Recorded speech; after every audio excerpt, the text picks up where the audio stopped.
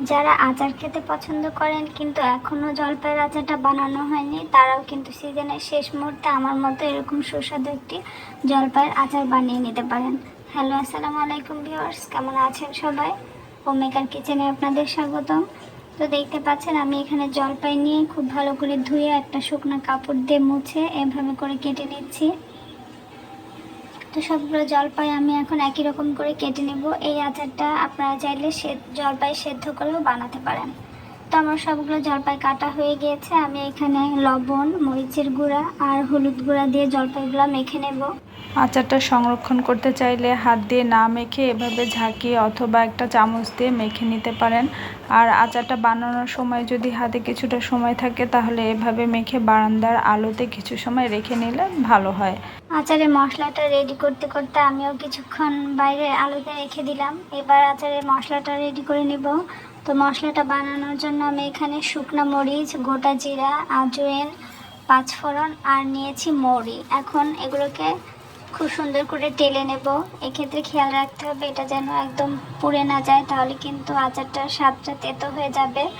তারপর এখানে আমি কড়াইয়ের মধ্যে আচার বানানোর জন্য সরিষার তেলটা দিয়ে দিলাম। আমি প্রথমে অল্প করে তেল ব্যবহার করেছি।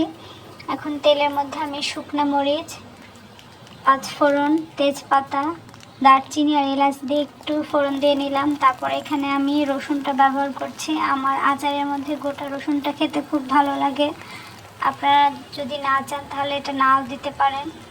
আমি এখানে সামান্য একটু আদা রসুন পেস্ট ব্যবহার করছি, আর এটা আমি ভিনেগার দিয়ে করে নিয়েছি। এখন তেলের মধ্যে মশলাটা খুব ভালো করে কষিয়ে নেব।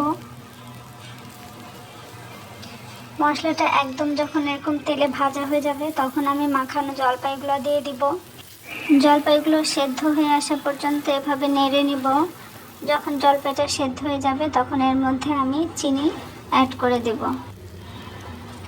তো দেখতে পাচ্ছেন নাড়তে নাড়তে জলপাইগুলো সেদ্ধ হয়ে এসেছে। ঠিক এই পর্যায়ে আমি চিনিটা ব্যবহার করব। তো আমি এখানে স্বাদ মতো চিনি দিয়ে দিলাম। যেহেতু আমি টক ঝাল মিষ্টি একটা জলপাইয়ের আচার বানাচ্ছি, আর এই আচারটাই কিন্তু সবাই খেতে খুব পছন্দ করে। চিনিটা গলে এখন একটু পানি ছাড়বে। ঠিক সে পর্যায়ে আমি আর একটু সরিষার তেল আর ভিনেগার অ্যাড করে দেব। দেখতে পাচ্ছেন চিনিটা গলে গিয়েছে। আমি এখন আরও সরিষার তেল আর এখানে আমি 1 কাপের মতো ভিনেগার অ্যাড করে দিয়েছি।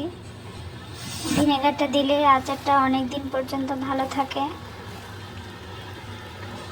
আর এখানে ভাজা মশলাটা গুঁড়া করে নিয়েছি, এখন মশলাগুলো দিয়ে দিলাম।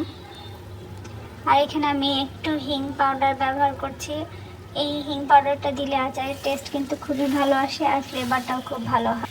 আচারটা নাড়তে নাড়তে যখন এভাবে একদম তেলের উপরে উঠে আসবে তখন আচারটাকে নামিয়ে ঠান্ডা করে নিতে হবে।